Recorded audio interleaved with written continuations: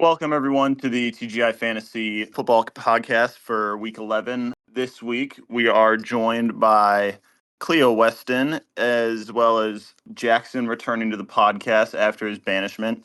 So we are running the full commissioner group this week. We've got a brand new segment to end us off today, but we're going to start off with a little profile of Cleo. Cleo has been in the league since 2018. She is in her eighth season, and she's pretty decorated. She has 5 playoff appearances, one of the higher all-time records, sitting at .535 and sitting on 14,672 points, as well as holding a co-record for the longest winning streak in league history at 9 weeks, which she accrued during the 2022 season and held the MacGuffin for the entirety of it. So, Cleo, welcome onto the podcast. It has been a long while since we've really spoken, so it's great to have you on. I know, it's been a minute. I'm glad to be here. Yeah, and as always, we have Jackson as our co-host, if you want to say hi. Thanks for letting me out of the basement this week. Yeah, well, it was your own self-imposed ban. I didn't really have anything to do with it. That's true. Yeah, we don't really have an opening segment this week, so we're going to get straight into our Week 10 review. We have quite a bit to cover from this last week. The playoff picture really opened up, and there's a lot to get through. So we're going to start with our game of the week, and that was Eddie putting the hurt on Andreas. Andreas puts up 102 points, but it is not enough for Eddie, who is on an absolute tear right now. Eddie gets to 4-6 with a 153-point performance. Eddie is now 6-3 against Andreas all time. And Eddie has kind of been on the mark for the past 6 or 7 weeks. He's gone over 110 points in each game for those last 6 weeks, but has only gotten a 3-3 record. Eddie's had it pretty tough so far. And funny enough, he's gone like 111 to 115 in 3 of those matches, lost all 3 of them. But the 3 he won, he went over 140, and this is no exception. But yeah, I mean, if you guys have any thoughts or takeaways from Eddie's team has been one that we've talked about, I think, every single week. It's no secret that his team was pretty competitive the entire time. Yeah, I mean, I feel like every year Eddie's team is always decimated by injuries or just bad luck, and he always finds himself in the bottom 5 despite having a very competitive roster. So I mean, after these last few weeks being able to put up a consistent high scoring performance, I'm really hoping that we can see Eddie climb the rankings and actually make a push for the playoffs this year. Yeah, it looks like he's had a lot of really close losses too. I was wondering how he's had he was able to put up what 160, 150 without Jamar Chase against a pretty decent team that Andreas has. So I think that this kind of maybe puts him on the road to the playoffs, but he's really gonna have to win out, I think, if he's gonna go any further. Yeah, one thing that's playing really into Eddie's hand here is a lot of high scoring performances, specifically like back-to-back performances. Something that we have seen this year and I think is playing a huge factor into a lot of these playoff scenarios for several teams is that consistency is not being rewarded quite like we've seen in the past. The teams that are succeeding are much more streaky. We've brought this stat up every single week, but it is still true. Is Andreas and I are the only teams, barring A-Russ, who had the kicker bowl nonsense. Andreas and I have scored 100 points or more every week. Everyone else has dipped below that number, but Andreas and I are both sitting at 5-5 with no real security for the playoffs. But we see teams like Cam and Landon who are having great success. And while Cam is putting up a ton of points, we're seeing that his roster was pretty loaded up with bye weeks on certain weeks. So putting out consistent performances is just not having the same output. Like we're seeing a team scoring 141 week versus 100 the next week. And that's playing a huge factor in here. On top of that, Andreas is my biggest rival in the league, and I love seeing him lose. But I had noticed this when I was going through the standings. No one deserves to be second in the league in points and have a negative point differential. That is just cruel and unusual punishment. And I feel like it's the same story with Andreas every single year. I mean, Andreas being even in fifth and being second in points is crazy. I mean, the fact that the middle of the bunch just kind of, it's like within 100 points. You have what, 8 teams or so in terms of points for. Like, it's definitely interesting how a lot of people are scoring really consistently within that margin, except for pretty much AK and Cam there. There's pretty much a lot of people right within that bunch. It's, anyone who makes that playoffs, I think, could kind of make a run to face Nagel or A-Russ. On the opposite side of that matchup, I'm just happy for Eddie. As like I said, he the last couple of years has had a lot of bad luck, so I'm just happy to see him get a win and increase his chances to make the playoffs this year. And especially after that war crime that was Monday Night Football, Eddie deserves something, man. I think we're really starting to see the, not necessarily negative, but one of the, I guess I would call it a drawback of the PPR format versus the half PPR format is that the consistent scoring is creating more of a middle ground that's difficult to break away. And we're not seeing GM moves have as great of an impact, which can be good in some scenarios, but there's also times where we're seeing some owners do everything that they can, and Drace is one of them, to try and get a leg up, and he can't because like the flex options are so versatile under the PPR format. It's something to think about, I think, going forward, but yeah, that was something that when Cleo was talking about the sustained point scoring that came to my mind. I do have a question for both of you, and that's given Eddie's recent success or lack thereof, can we call this season a success for Eddie if he doesn't make the toilet bowl bracket and just gets in the middle bracket? Uh, like that's a huge improvement on the last 2 years. Absolutely.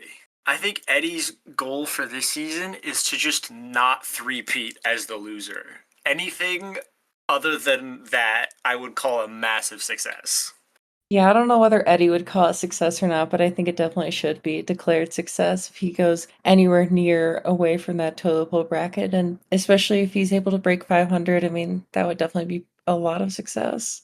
Yeah, so next up we had Nagel's victory over Spencer. Nagel improves to 9-1 and is looking to secure one of the top seeds and get that first round bye in the playoffs.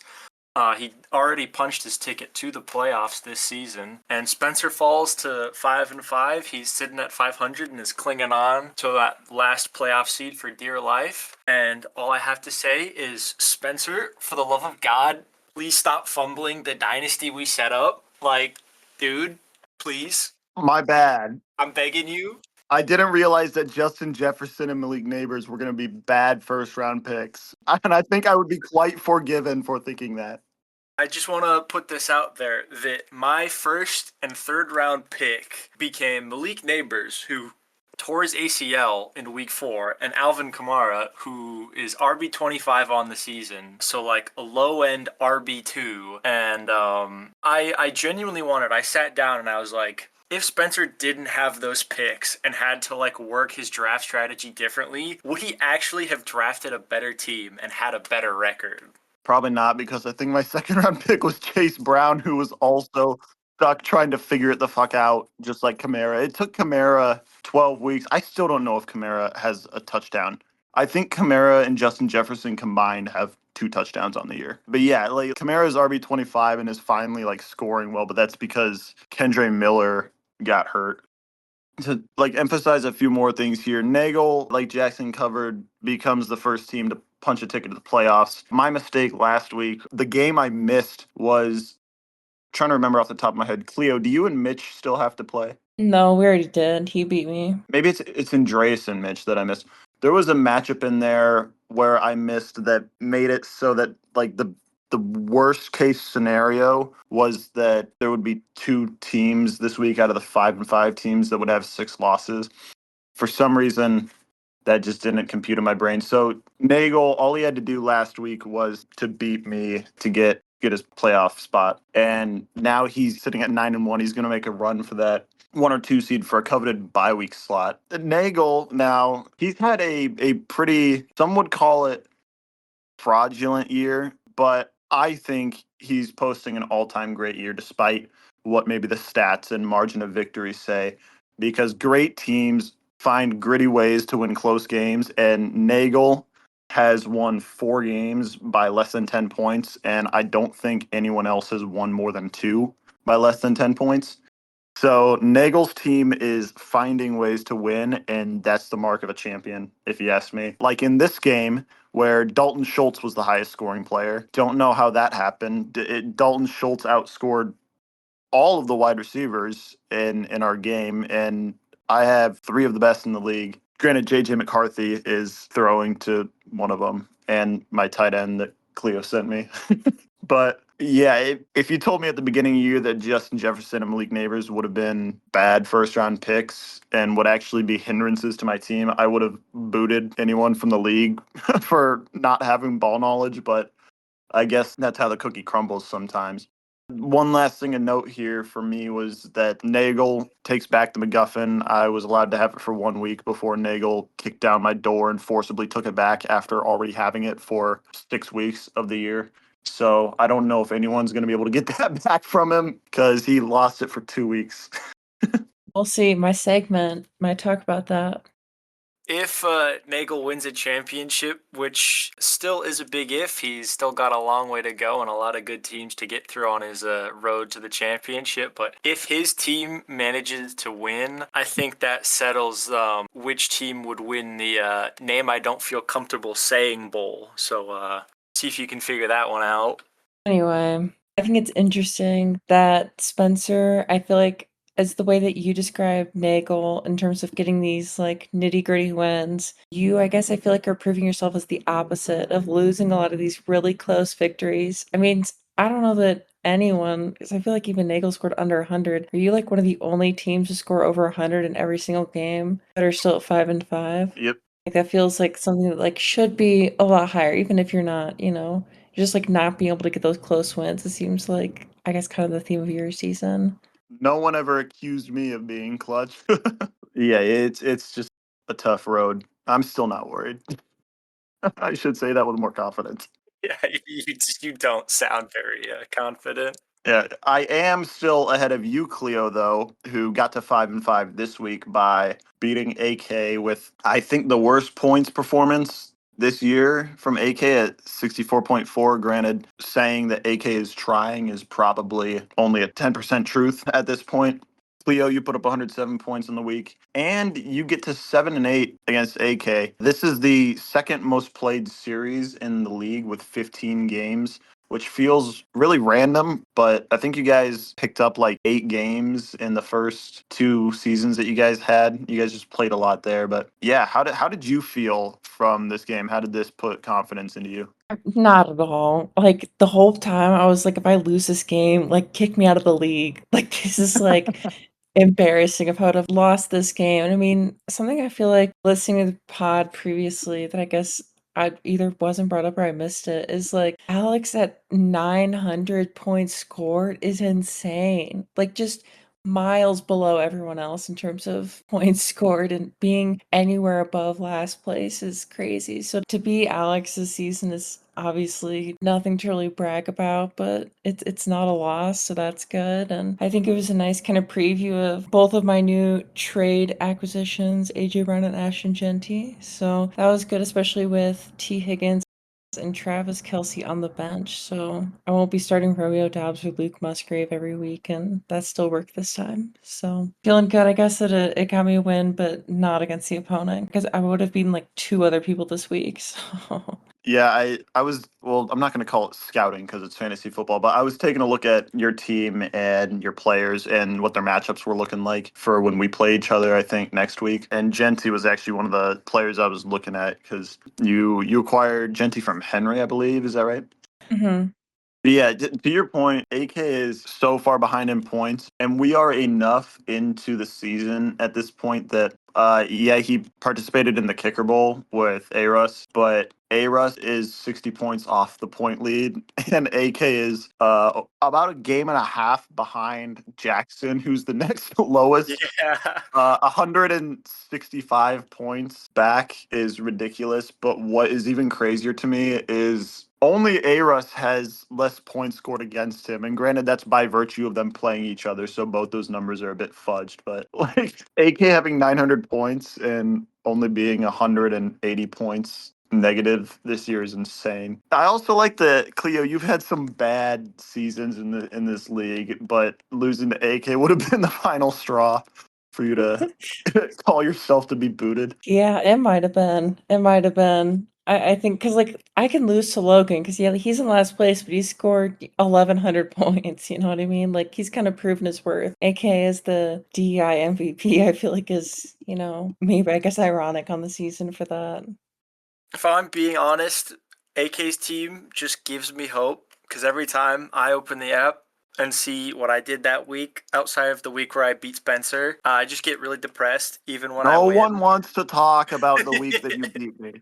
But then I look and see the season AK is having and how I'm still 170 points ahead of him in terms of points scored. And even if you account for the kicker bowl, I'm still like a game and a half above him. And so I think he's doing great work and he is saving me from a disaster season. And if I had to pinpoint where AK's season went wrong, I think the abolishing of all of the DEI initiatives across the U.S. really fucked up AK's chances of having a productive season. I think his season ended when the draft started. I think it ended before the draft started. Yeah. Well, so I think it's time for us to do our weekly curse by talking about a team that's outside looking in and their playoff chances. We've done this the 3 previous weeks, talking about 3 different teams, and each time the team that we talk about immediately looks like shit the next week. And this week, our lucky contestant is Cleo, with the question of, is Cleo the team that we should have been focusing on all along as a true playoff threat to the top 6? So I'm sorry, Cleo, but we're gonna discuss it now, and you might get hit by the curse here. But yeah, you're looking at the 5-5 teams now. We mentioned Cleo a couple weeks back when Cleo played Eddie. When you're looking at the 5-5 teams, and it's me and Andreas who are pretty solidly in if we're going based on that we have the same record because we have a good points gap. Then there's Cleo and Mitch, and it's not going to be Mitch. I bet if we took a survey of everyone in the league to pick their 6 playoff teams, I bet no one is picking Mitch, but there are people picking Cleo and maybe even Henry or Eddie, but I bet no one's picking Mitch. Yeah, I think it's a fair assessment. I think that at least going forward for my playoff hopes or whatever, I don't know that you should have, been thinking of, I guess, me the whole time, but the power rankings did have me at number 1 for about the first, 2 days of the season, and then someone got hurt and it dropped me down, and I haven't been in like the top half since. But I think that, there's chance in going forward and making all these trades. I think it really benefited me, and I think if I did nothing, that I definitely would have been a lot worse off than I am now. And kind of looking forward, I only played 2 teams above 500. I think that I could lose one and one total game and still make the playoffs, and maybe lose both of those and still make it. So I'm feeling kind of optimistic about making it, but I don't know that you should have been watching me the whole time. I like to live in the shadows too. It takes the spotlight off. You can kind of do your own thing and then sneak in. Hey, Batman. Yeah, exactly. Another game that we saw here that was pretty important to the playoff picture. It wasn't at the start of the week, but the result kind of drew out a few extra questions to be answered, and that's Ryan beating Cam. Ryan gets to 3-7 by beating Cam by 8 points, 127 to 119, and Cam falls to 7-3. Granted, Cam's pretty solidly in the playoff picture right now. This might be my pick right now for the winner of upset of the year. More than anything, because as of right now, this loss might actually come back to haunt Cam in a pretty shocking way. Cam has, outside of Nagel, who already clinched a playoff spot, the hardest schedule that's remaining, in my opinion. There's a good chance that Cam could go 1-3 on the remaining of his schedule, and there is also kind of a nightmare scenario here where he loses out the last 4 of his games. It's not incredibly likely, but we've seen crazier things happen. Logan started a season 9-0, finished 9-5. We've also seen Logan start 6-1 and then miss the playoffs by finishing on a 7-game losing streak. So it's not unheard of to happen.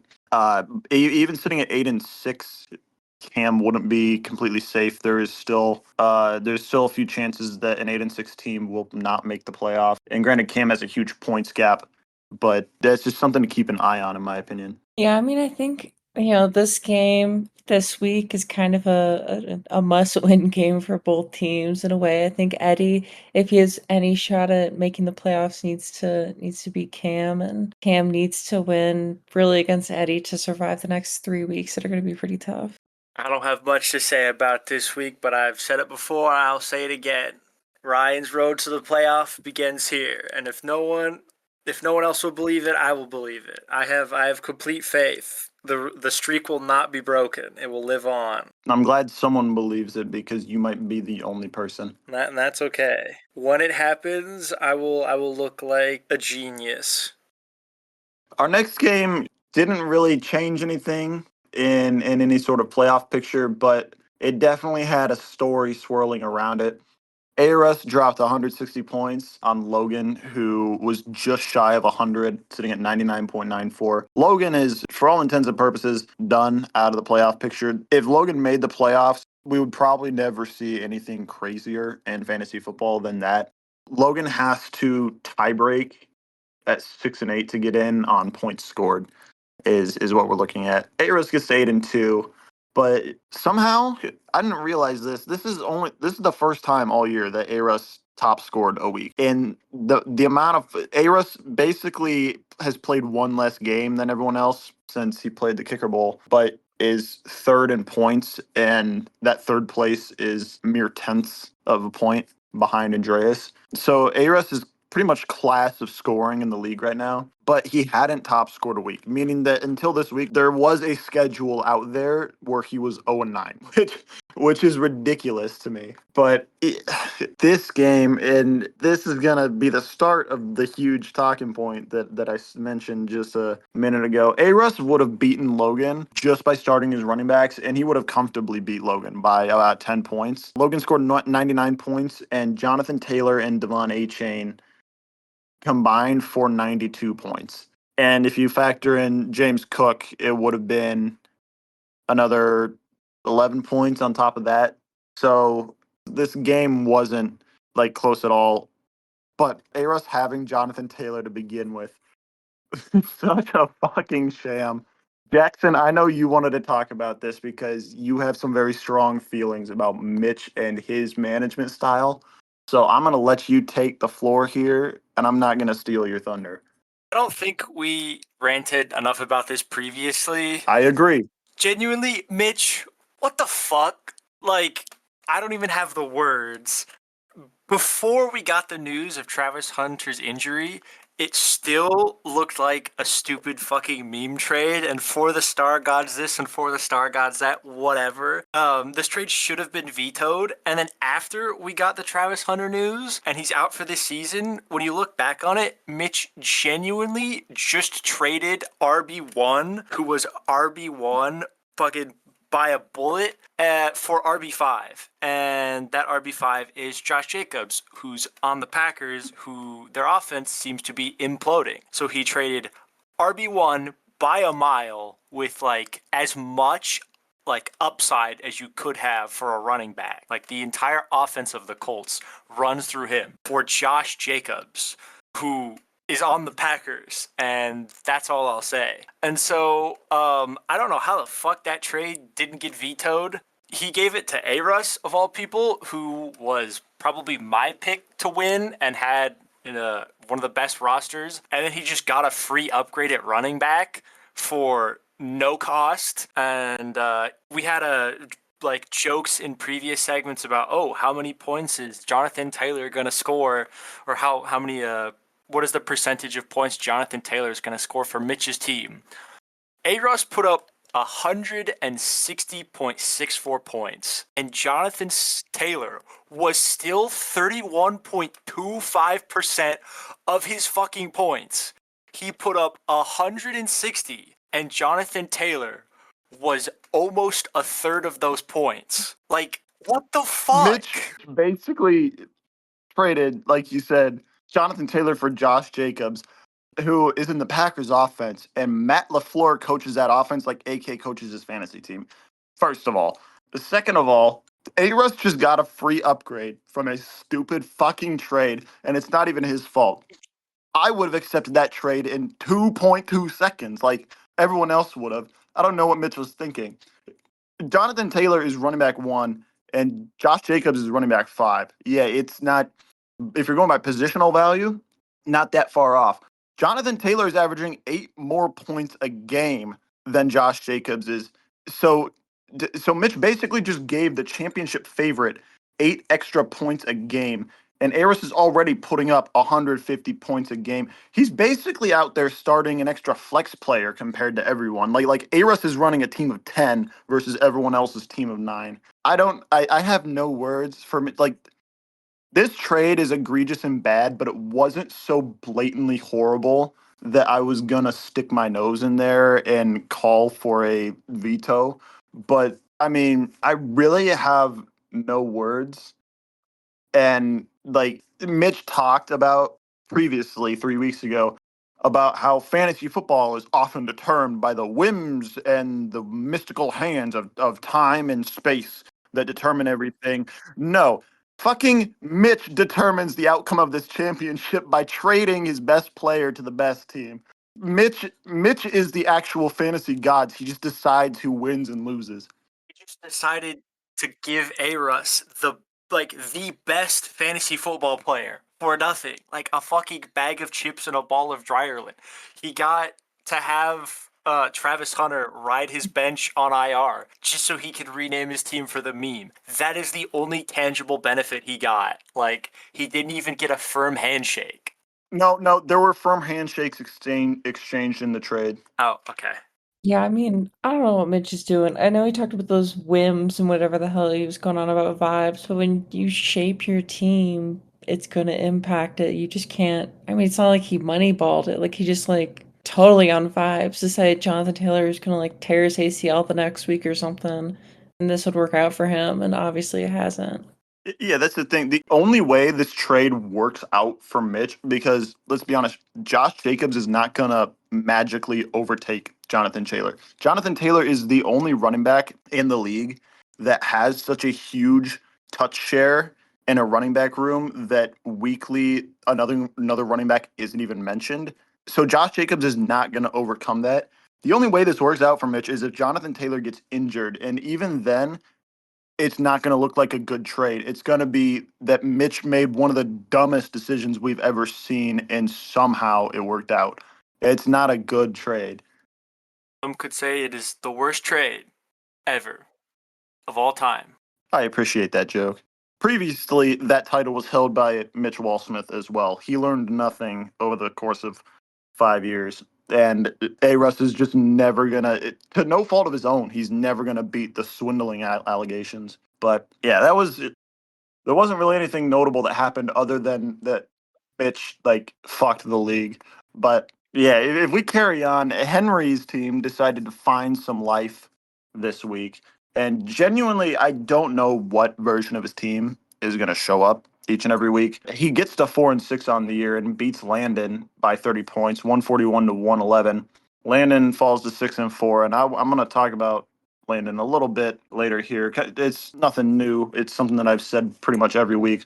But Henry, I found this funny. Henry is 5-0 against Landon, which is not only already impressive to be 5-0 against someone, but it's also hilariously impressive considering that Landon's only been in the league 3 years. So they don't play each other in rivalry week. They've just played each other in the playoffs every single year. Yeah, Landon's team. I've talked about this every week. It's being hard carried by Puka and Waddle of all players right now. And he does have Marion Hampton coming back in week 13 or 14. But his team, it's a good team. But when you're considering that all the other teams around him are either better or have made huge moves to improve their championship odds, his team already to me didn't look like a championship caliber team. It looked like a classic Landon team that was going to make the playoffs, maybe ruin someone's season, and then lose in the second round. but it just looks unspectacular compared to some of the other playoff teams to me. But we talked with Nagel Jackson about him and Cam and how they entered in the same rookie class and they've been kind of intertwined at the hip. Landon's just had some playoff success where Cam hasn't. But as of this week, they are almost identical in points scored. Landon has 4,872.89 points, and Cam has 4,872.69 points. And that is just like an insane random fact that I just wanted to bring to your attention. But if we're going to stare down the barrel of the rest of the year, Henry's 4-6. His team has come alive, and it was uncharacteristically bad the last couple of weeks. I genuinely don't think his team is as bad as the 70 and 80 point performances he was putting up. But he has by far the easiest schedule out of anyone left, and it's not close. His remaining opponents are 13 and 27. So Henry needs to be on everyone's radar. Not only is it possible, it's not even one of those like haha impossibles. Like it's a genuine possibility that he could finish the year 8-6 and make a playoff run, or even go 7-7 and cause extreme havoc in the playoff race. Because I personally, we'll touch on this later. I think that sixth seed is going to be a 7-7 team just because of how thick the midfield is right now. But Henry's got a real chance at a playoff push here. But the thing is that we don't know what version of his team is going to show up. His team is either going to be the easiest win of your life or the hardest win of your life, and it doesn't seem to be any middle ground at this point. But that's what I wanted to touch up with Henry here. I think he's a legit playoff threat along with Cleo. Yeah, I think Henry could possibly go somewhere. I think that easy schedule definitely gives him a pretty big advantage, and having putting up 140 without Patrick Mahomes and Javonte Williams definitely shows that there's some depth there. So whether that can be shown down the stretch, I don't know. I think this week in general there was a lot of scoring around the NFL. I don't know that, when we get into colder, snowier months people are more injured and hurt and worn down, whether these mid-tier players for Henry are really going to do what they did this week. I will say I am really enjoying the benefit of having already played Henry and Eddie, which are two teams that, in my opinion, look very scary down the stretch, and I wouldn't want to play. So I just want to draw attention to the fact that Henry benched his Cowboys player this week and put up 140-1. And so we've been tracking each week after he acquired that Cowboys player. And the Cowboys player is really Henry's secret sauce to success. I do think so. And he did lose last week, but we never said that he had to start a Cowboys player. We just said that he had to have one on his team.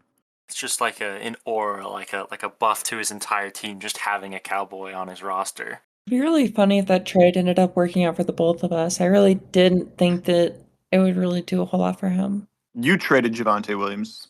Mm-hmm. Okay. Williams and Judy for AJ Brown and Ashton Genty. Yeah, I remember looking at that trade and I was just confused. Not that it was I didn't think it was bad for either of you. I just, it came out of nowhere.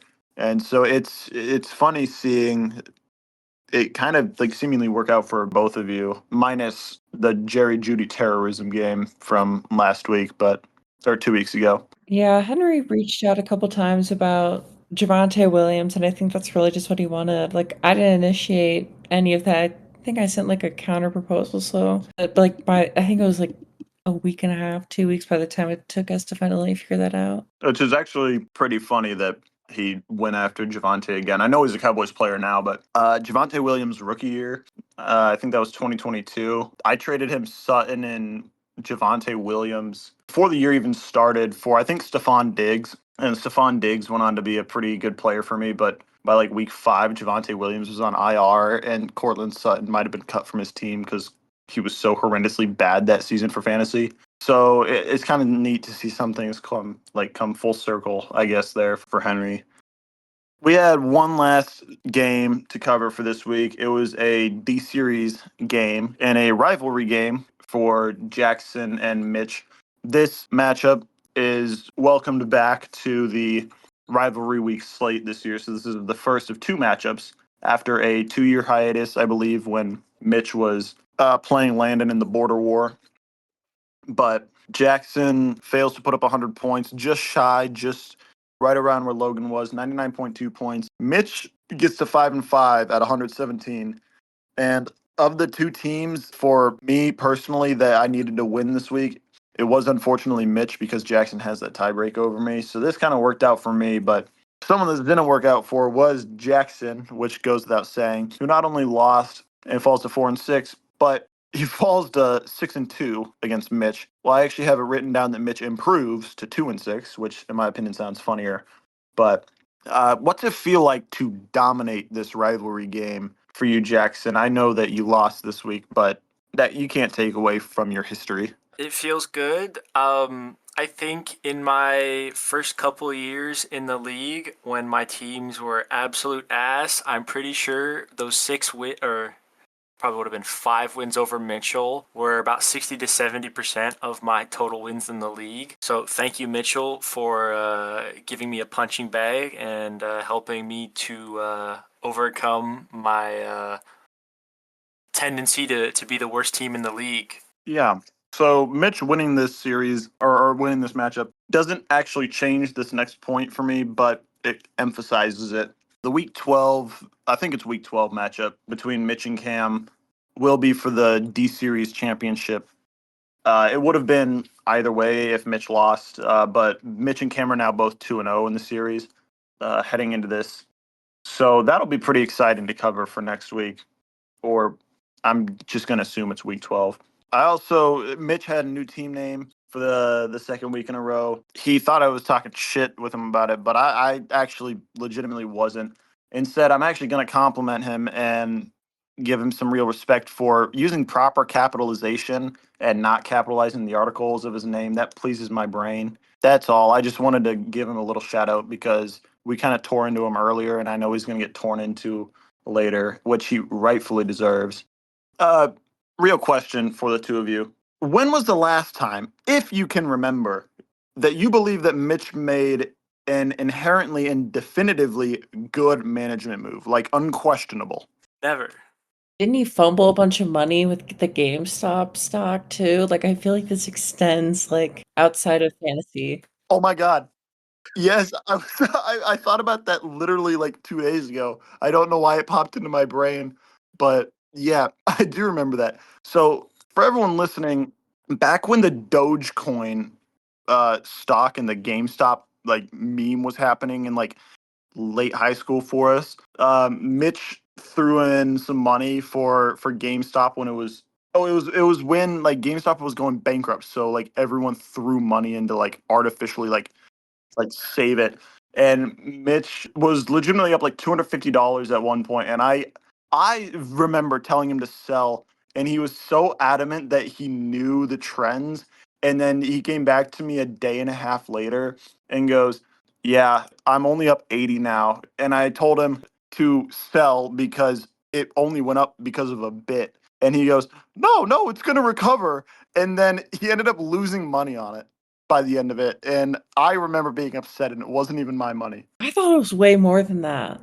I thought it got up to like he was plus like 2 grand. I want to say it was. I could have sworn it was a sizable. I don't remember it being that much. I remember it being at least 250, maybe like 400. But if you're right, then that's even funnier to me. But I just don't believe that Mitch is dumb enough to pass up 2 grand. I thought it was like tens of I don't think it thousands. was that much. No, okay. It definitely was not Yeah, it was. 10,000. It was not that. I think it was like in the 1,000 or 2,000, and then Mitch was like, "Guys, trust. It's gonna keep going up, and it's gonna pay off my college." And we're like, "Mitch, you fucking idiot! Sell now." This was fucking r/Wall Street bets being like, "Guys, what if we invested like tens of thousands of dollars into GameStop stock? Wouldn't that be funny?" Yeah, literally, it was a joke, and it died after a week. I made $250 off of it. So And guess how much Mitch made? Yeah, so to answer my own question, Oh, I have an answer for it. oh yeah, go ahead. The best GM decision made by Mitchell's organization was me logging into Mitchell's account because he didn't change his password when I was sitting on Spencer's couch, and I picked up Brock Purdy, and Brock Purdy balled out and he won that week. That's the best GM move ever made by totally Mitch Wall-Smith. I'm not gonna lie, that was actually gonna be my answer because that was like the sole reason that he went 8-6 that year was that you picked up Brock Purdy and renamed his team to We Will Brock I You. also drafted that team. Yeah. The entire season was just me. Oh yeah, that was that year. Well, that concludes our review of this week. Wait, did we actually even talk about that last game? I don't really think we did. Doesn't matter. We're going to get into the next segment, which was previously known as the Thea Whitehead GM Lowlight of the Week. Starting now, I am changing that name to the Mitch Wallsmith. Full name, Mitchell Wallsmith GM Lowlight of the Week. I don't think an explanation is necessarily needed. It's implied. The winner this week is the man himself. It's Mitch Wallsmith for trading Jonathan Taylor to A-Russ. We've ranted a good bit already about this, but I just want to point out that despite making one of, if not the single most brain dead trade I have ever seen, I'm not going to say all of fantasy football because I've played with some stupid motherfuckers, but definitely in this league, he still beat Jackson this week. So, Jackson, you're an honorary recipient this week of the Mitchell Wallsmith GM Lowlight of the Week just because you lost to him. And I think that's fair. I will accept that. But as always, carrying right after the GM Lowlight of the Week, we're going to get into Jackson's hot take of the week. For this week, I was trying to think of something funny or kind of cute to poke fun at some of the shit that's been happening, namely Mitch Wallsmith's GMing ability. But then I just got really sad thinking about it, and I couldn't gather or muster up the energy, the fiery passion to rant about something like this. So I'm just really sad at Mitch because he came into the league. He was the worst GM and the worst team for 2 solid years, and he kind of took my spot, and I feel like we kind of had a kinship every year, just sitting at the bottom of the league, and we never got more than 4 wins. And so after I ascended and got much better at fantasy football, I'm just sad to see Mitch still clinging on for dear life to that bottom slot. I'm just sad because he had a chance to actually, make the playoffs this year off his own merit, off a team he drafted, and to see him just send away Jonathan Taylor for literally nothing just kind of has me sad for Mitch. Yeah, I don't really have anything to add to that. He's still holding on with 2 firm hands to that bottom rung of the league. Before we get into our guest segment of the week, we're going to go over a quick preview this week covering a handful, not even a handful, just a few of the games this week, and then touching on the others. Our game of the week this week is also our MacGuffin game. Normally, I would have highlighted these 2 games separately, but if I'm being honest, the only other good game this week had Andreas in it, who was just on the game of the week last week. So we're doing them both here. It's Nagel versus Aros. Nagel's 9-1. Aros is 8-2. This just benchmark for the rest of the year. Getting to 9 wins automatically makes you safe, and you get a playoff berth. So this is a clinch scenario game for Aros. It's the only clinch scenario of the week.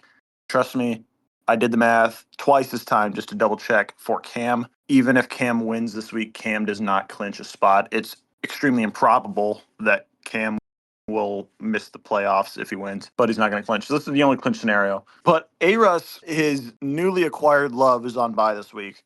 Not to be confused with Jordan Love. But so is Tyler Warren. And Garrett Wilson came back too early and got hurt and is probably done for the entire year. And Ariz's team doesn't look so scary when he's missing those 3 players, I'm going to be honest. And just something I want to cover here is I know I gave a ton of credit to Nagel earlier. Totally deserved. And he's 9-1. However, I'm going to throw a little chink in the armor here and say don't underestimate the power of scheduling dynamics. We see it all the time in real football with bye weeks. And that is the same here. So I'm going to cover a list of notable players that have been hurt or on bye week that Nagel has not had to play this year which has greatly influenced the outcome of some of his games, considering that he has had 4 games determined by less than 10 points. The list of players includes DJ Moore, George Kittle, Mike Evans, Brock Bowers, Chris Godwin, Bucky Irving, Baker Mayfield, Chase Brown, Garrett Wilson, Jonathan Taylor, Tyler Warren. And that doesn't include a few other players that I didn't throw on here, but I just didn't think were noteworthy enough. Nagel has been helped probably more than anyone in the league by bye weeks this season. I even checked a few other rosters because the only other team that I actually thought would have had more help on the year was A-Russ's, ironically, and that's not even like a dig on A-Russ. That was just solely based on his game with Cam. But no, it's far and away Nagel has had more help from bye weeks and injuries than anyone. And it's not ending here. He's the number 1 player in fantasy is out, and A-Russ doesn't have a replacement for him. He also doesn't have a replacement for Garrett Wilson, and his replacement for Tyler Warren is Evan Engram. So Nagel is probably the favorite to win this game. But we're going to play our weekly segment of Bigger X Factor. And this week it's not Alec Pierce because Alec Pierce is on bye. So do you guys think the bigger X factor in this game is going to be, these are both starting wide receivers, by the way, Cooper Kupp or Kendrick Bourne?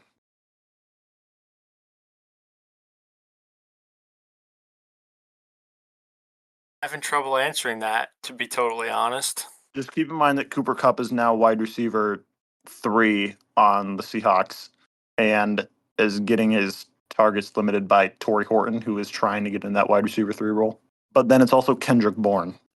Both of these players are starting wide receivers for championship hopeful teams, by the way. Is there like a secret third option I can take? Can I like escape the matrix and pick an actually good player? You can take Jonathan Taylor on bye. I expect Jonathan Taylor to score more points than Kendrick Bourne this week. That is my final answer. What if that actually happens, though? I mean, Kendrick Bourne could go negative. Yeah, you heard it here first. Who you got, Cleo? Cooper Kupp or Kendrick Bourne? I probably Kendrick Bourne. I feel like Cooper Kupp really hasn't been doing a whole lot of things productive, and he's had going to a homecoming, I guess, back at the Rams. I don't know if that's going to go super well, especially if Seattle's Sam Darnold. If that, I guess he's been okay this season. He isn't that bad, but I'm looking. Sam Darnold's been pretty damn good. Sam this Darnold, Right. like MVP front runner with Drake May. Yeah. It's not involving Cooper Kupp, is all I'm getting at. Let's be honest, it should be Jonathan Taylor. Oh, it should be. Honestly, I think Jonathan Taylor and JSN need to be in that conversation, but they're not. The next game we're going to go over is another rivalry game, but also a pretty big playoff implicating game. It's the Madeline Bowl. It's Andreas and Mitch who are both sitting at 5-5.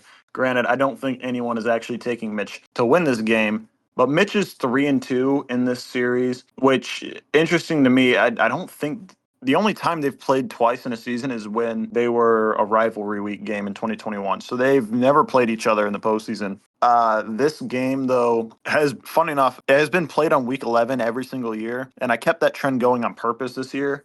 So this is kind of just like a locked out week for them. In my opinion, Mitch needs this win more than Andreas does. I mean, Andreas does need this win, but Mitch has such a huge disadvantage in points scored that he's going to lose any tiebreaker, basically. So if he wants to make the playoffs or has any shot at making the playoffs, he has to win this game versus Andreas, who honestly could fuck around and lose this game and maybe still be okay. But yeah, there's not much to cover with this game, but it is probably outside. Actually, this probably is the biggest playoff implicating game on the schedule this week. Our final like highlighted game for the week is another smaller rivalry that I've lovingly dubbed the Wild Weston Shootout. Cleo, you can touch up on this if you want. This is Cleo versus Logan. Cleo's 5-5, looking for a playoff push. Logan is 2-8, looking to get his tush out of last place. These two are tied 4-4. Cleo, you haven't won since 2022, and so this matchup has actually been the butt of many jokes from me about the scoring. 3 of the last 4 matchups have seen neither of you guys score over 100 points, and in that 4th matchup in that span, only one of you went above 100 points. And for a long while there, two of the top 10 lowest scoring games were between you and Logan. One of them's still there. I think the final score was like 71-66. Do you have anything to speak about that? Because that's kind of a disgusting stat line. I don't know. I mean, I feel like it just kind of always ends up being that way. And if you look at the projected totals for this upcoming week, it looks like that might happen again. Logan's best lineup. I guess he's got Michael Pittman in right now, so it'll be probably around 110 projected, which is about where I'm at without quarterback in. So, but anything can happen. I think that it seems like neither of us have really had great seasons the past several, and I think that's largely why we really haven't scored that many. I think that stat might possibly be true with a lot of other people, but you're just not watched as closely. I will be taking the under 100%. We're just going to run through the rest of the matchups for this week. We got AK versus Landon. Landon 6-4 on the year, 2-0 against AK. AK is projected 104 points this week. Do you guys have the over or the under on that? Because I'm taking the under. Under 100%. And I'll do you one better. Over under 94.6 points. The amount of points AK needs to reach 1,000 points scored this season. I'll take that over. 94.61, I think is what he'll get.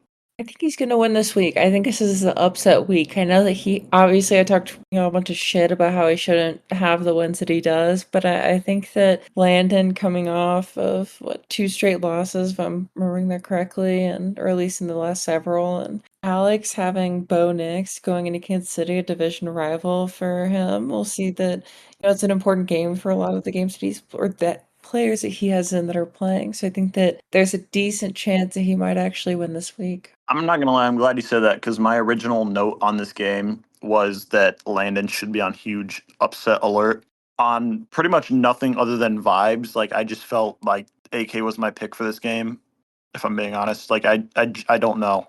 I just don't believe in Landon's team, and maybe that's to a fault.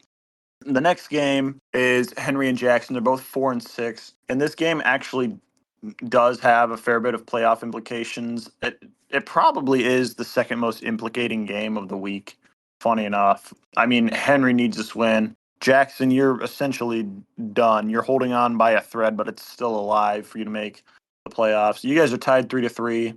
You're going to be preying on Brock Bowers to come give you another elite performance, kind of dig you out of that hole. Another matchup for the week is me and Ryan. Ryan's 3-7. I'm 5-5.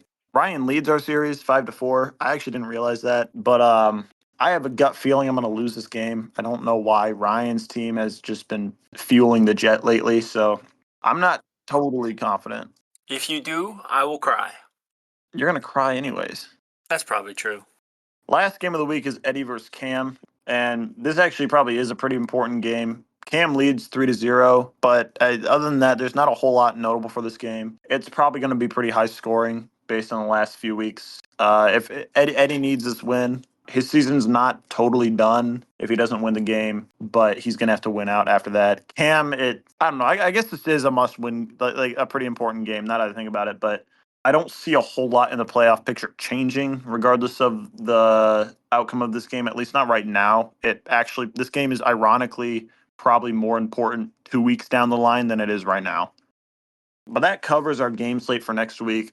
We're gonna get into our guest segment here. This is gonna be led by Cleo. This week's guest segment is Schedule Watch, and I think, with 4 remaining games, it's really important to be looking at who people are playing, looking at the top several teams. Are they likely to win out? Are they likely to lose out? What's kind of coming up on the schedule? Who has a chance? Who doesn't have a chance? I think that this will give us a pretty good kind of prediction of where the season is about to go, and then we'll kind of walk through our own kind of playoff standings based on our, schedule watching and looking out for who's playing who, and then our own little simulation of a playoff bracket. So just to give some highlights, we're going to go through this whole thing. We got it down on our notes here, but just some overall notes I think that are things that are noteworthy. Henry has the lowest overall winning percentage against remaining to play in his four opponents. As Spencer said, it was a pretty easy schedule. That's Jackson, Ryan, Logan, and Eddie. It's a 325 average win percentage for those. He's the only team that doesn't have to play any team above 500 the remainder of the season. Every other person has to play at least two, if not three. So Henry's got a really easy path. I know that he's 4-6, but if you're really, trying to sell yourself on a late playoff push team, I think Henry's absolutely the underdog candidate to kind of take here. And in terms of someone who might tank at the end of the year, I think that Cam's really in jeopardy of doing that. He has the highest overall remaining winning percentage against at 600 of an average. He plays Eddie, Mitch, Nagel, and Landon. That's three above 500, or three 500 or above, and two above 500. He's one of several teams that has to play three above 500, but only one team has to play three that are rather three, or a lot of teams have three that are 500 or above. Nagel is the only team has to play three teams that are above 500. So you pretty much just play all of the top teams. And I think that our top heavy league might slowly kind of dip down into a little bit more mid heavies as kind of those 5-5s kind of start to branch out. But I mean, man, looking at the 4, 5-5s, Andreas is the easiest path at the 425 win percentage average, and no one above 500 remaining on the schedule, as well as Spencer, who has no one remaining above 500. But Spencer and Andreas both have a fair number of 500 teams to play, and everyone who's 500 exactly plays two of those opponents. Mitch and Spencer play all three. So it's going to be a lot of infighting among those top and mid-tier teams for the remainder of the season. Yeah, I agree with you on some of these. I agree with the hardest and easiest schedule remaining. I think looking at the rest of like the teams that are really in the playoff picture, I think Landon, Mitch, and I have probably the next like three like gauntlets of a schedule after Cam, probably in the order of Landon, Mitch, and then me. I guess the win percentage of my opponents don't stack up compared to the other two, but I do play all three of the 5-5 teams left, and those are all, I guess, my direct competition. Landon, though, Landon's in an interesting spot where he's 6-4. I don't think his team is particularly great, and he's got a pretty brutal schedule going forward. Winning against AK might actually be a necessity for him because he might be staring down the barrel of a complete disaster if he loses that game.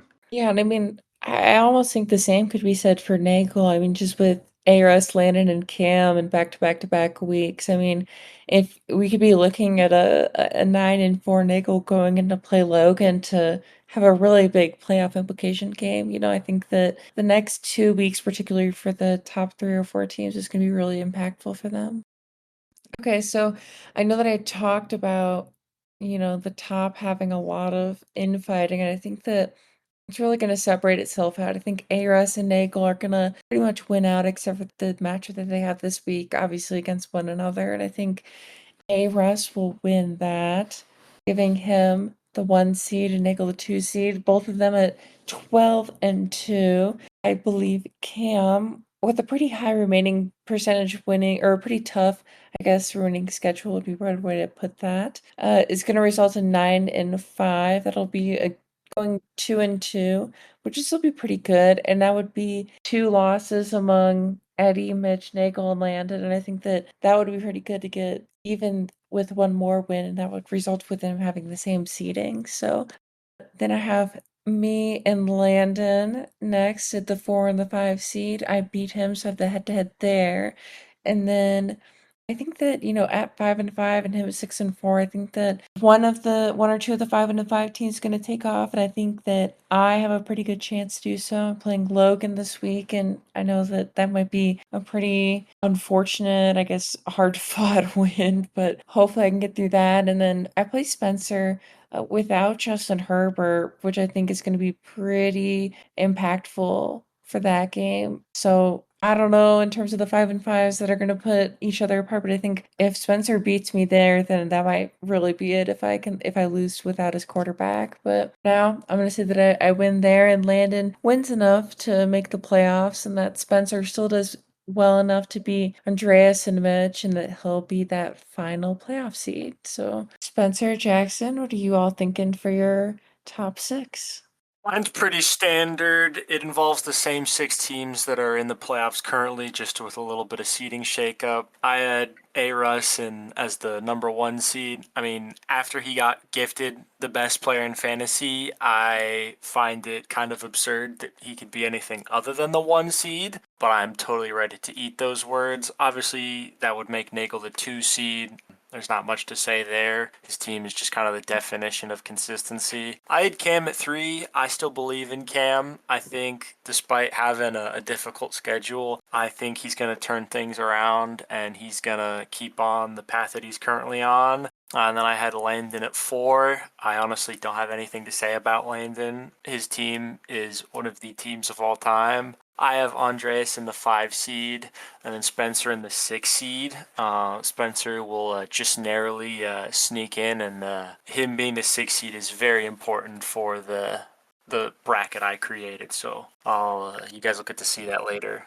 Yeah, so I've got the same 1 seed as you guys. I have A-Russ. However, I actually have A-Russ sitting at 11-3, not for any particular reason. I just think he's going to lose a game somewhere down the line. But I have Nagel at my 2, also at 11-3, which means that I have A-Russ beating Nagel this week. And I actually thought that was kind of a hotter take considering the players that A-Russ has on my, but I didn't realize that you guys also had the same thing going on. I just think that Nagel's gauntlet of a schedule is going to catch up to him. And I think Eros is going to get the jump on him there. I have Cam at my 3 at 9-5, but like Cam is one of those teams. I can see him losing his last 4, winning his last 4. I have no idea, so I just kind of threw him finishing 2-2. If I'm being honest, I don't really know what to make of it, but just kind of like the way that things worked out, like us having the same top 3. Jackson, you had Cam at your 3, right? Yeah. Yeah, it just kind of works out that way. And I'm actually going to follow the trend here where I have Landon at my 4. I know I differ from Cleo there, but yeah, so I have Landon at 8-6. I don't think his team is particularly inspired, but he has enough of a buffer. And by enough of a buffer, I mean that like him being a game up on the rest of the playoff gauntlet sitting at 5-5 is probably enough considering that he has tiebreak over me. He has tiebreak over Andreas. I don't know about Cleo. It's just how the cookie's going to crumble is that he's probably going to get that 4 seed as long as he doesn't implode. My 5 seed, I have Andreas at also at 8-6, and even though I think he's the better team, he did lose to Landon earlier in the year. And Andreas, his team is just too good that I don't see how he's not going to win 3 of his last 4 games. Even if he goes 7-7, he's going to have such a huge points gap on everyone. He's going to get that 5 seed. And so that leads me down to the 6 seed. And I am the only one of the 3 of us that doesn't have myself in the playoffs because I have Cleo filling out my 7 seed. And I said it earlier in the podcast. I think this 6 seed is gonna be 7-7, unless I run the table and go 8-6, and someone else goes 8-6, or like Andreas goes 8-6. There's too much going on, and too much of us play each other. That last seed is gonna be 7-7. Now, the more I think about this, the less it makes sense for me not to have my own self here, because this is implying that I lose to Cleo. But then Cleo, did you lose to Mitch? Is that right? Correct. Yeah, so this is technically me implying that I'm going to lose the 70-point gap to you or whatever that I have, because I think that the 6-8 and maybe even the 9, if Henry gets in there, is going to be 7-7. I think there's going to be a huge tiebreak kerfuffle going on, but it doesn't fit my narrative. I have gotten 0 handouts this year, and this isn't me complaining. This is just me putting it how it is. And I just I feel like somehow I'm just not going to make the playoffs. So Cleo's my 6, and that's enough of that. For my playoff bracket, I have it pretty standard. I have my 1s and 2s making through the bye. I have Andreas beating Landon because I think Andreas is the better team. So Andreas is my 5 going into play A-Russ. I have Cam beating Cleo because I think it's going to take a brick wall to stop Cam's team. I think like Cam is very regularly the 2nd or 3rd highest scorer of the week. He's gonna have to play the highest scoring team in order to like be stopped, and I just don't think that's going to be Cleo. So that takes me to my semifinals where I have Aros versus Andreas and Cam versus Nagel. Nagel's team, he's running 3 tight ends now out of necessity. I don't see him making a playoff run just because of that. Because while the tight ends have tight end premium, his team is not good enough for him to like coast on Cooper Cup and a tight end playing bad. He's going to need all 3 tight ends to hit each week, especially against Cam, who scores 145 points a week. I'm taking Cam to the championship.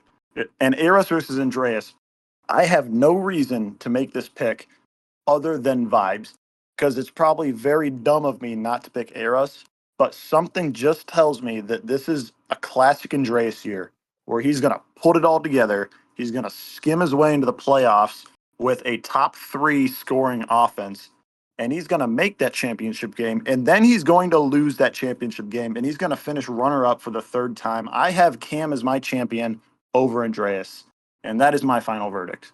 Old. I like it though. It's bold, but it's correct. Well, to follow up on the seeding, I mean, Spencer and I had the first 5 all the same, and then just a different 6 seed. I subbed Spencer in for Cleo in that 6 seed if we were going off of Spencer's bracket, but I think Spencer and I's bracket vary kind of wildly in some places and have very similar things in some, but I have Aras just making it all the way to the championship game. He's on bye the first week. And then Andreas and Landon will play in the 4 and 5 seeds. And I have Andreas, I guess technically upsetting Landon as the lower seed, but Landon's team is very uninspired, and I think Andreas won't lose to him for a second time that season. So I have Andreas going on to play Aras in the semis, and I think Aras, after the black magic collusion he pulled earlier this season, I see him going all the way to the finals. And on the opposite side of the bracket, I have Spencer going up against Cam. In a big upset, I have Spencer beating Cam and playing Nagel in the semis. And like Spencer mentioned, despite, being the top seed right now, Nagel's team isn't looking all that impressive and has been having to make do in close games. And I think his luck's going to run out in the playoffs, and Spencer is also going to upset Nagel and make it all the way to the finals where he'll play Aras. But in a cruel twist of fate, Spencer will fail to reach the peak and achieve the same outcome I did last season, beating Aras in the final. And Aras will get his revenge on me through Spencer having my picks, and will win the championship this year. I think seeing Spencer overcome Nagel and playing Aras would really be, and like losing would be a sight to see if that happened. I'd like to see that. Aras and I have been dreaming up a championship matchup for years now. I don't think you guys understand. This is my masterpiece. This is what I've dreamt up. Yeah. I think it would be the storylines. There are so many storylines. It would be incredibly cinematic. I just think that would be a storybook season. All right. I guess I also want to just add that I think that last week 14, that Spencer Andreas game is going to be a play-in game kind of for that final playoff seed, or some type of playoff implication if someone gets in or out, or it's like a 5-6 thing. So I think that might shape up some things, but I think kind of jumping into the first matchup of Spencer and Cam, like I genuinely, like, for no real reason, think that 6 would upset Cam and play Nagel in kind of like a weaker 6 seed matchup. I don't know whether that would be Andreas or Spencer, but I think that the 5 and 5s kind of collectively have shown a lot of fight, and I think that they'll beat Cam, who's kind of sliding a little bit in terms of, or could, I guess, slide in terms of having a really tough schedule remaining. And then sliding up, I think that I'll beat Landon again, kind of for the same reason. I think that Landon really hasn't had a real showing in my opinion, of like being able to like win those tight games that are really important, but also like score a lot and late in those games, like I have. But I don't think it's anything, compared to what A-Russ has done. I think that in that semifinal matchup that I would not win that, and I don't think that Spencer or Andreas or whoever that 6 seed may be would beat Nagel either. I think that Nagel and Aras are the clear top teams in this league and will be happy meeting each other in the finals for a championship. And I think that Nagel's gonna win out and beat Aras after losing to him this upcoming week. So I like that we all chose different champions. We'll see what happens, I guess. Yeah, I'm not gonna lie. I'm surprised everyone didn't pick A-Russ. Because he's just clear of everyone. He has been all year, and he just kind of had the points deception from that kicker bowl. But I think that one of us has a winning bracket. I hope it's mine. I hope it's me. We'll see. Well, thank you guys for coming on. Thank you for joining us, Cleo. It was great to have the commish group together. We're going to be back next week with a new guest segment, and we're not sure quite yet what that's going to be, but we're going to have probably a lot to talk about in terms of playoff implications next week. Next week, we will probably start diving a little more into actual playoff scenarios as that ball will become a little more crystal. So that's what we will look to cover next week. Thank you guys for tuning in to the TGI Fantasy Football Podcast for Week 11, and we will see you next Tuesday, I guess.